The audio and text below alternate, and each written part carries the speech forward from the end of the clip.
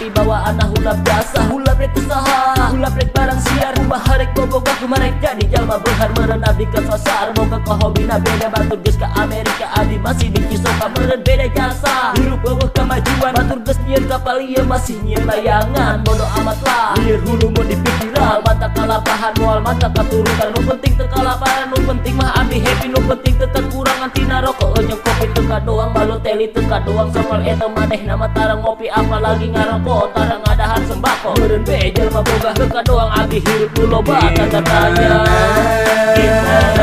Gimana abdi kudu kumaha kumaha yang gerabong boga pelajikan tapi kurang usaha sakudu balayangan.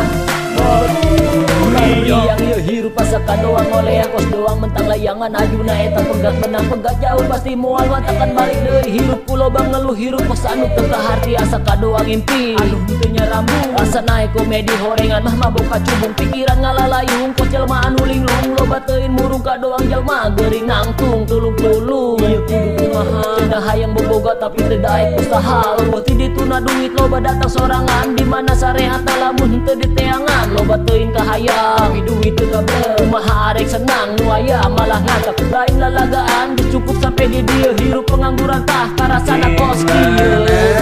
Gimana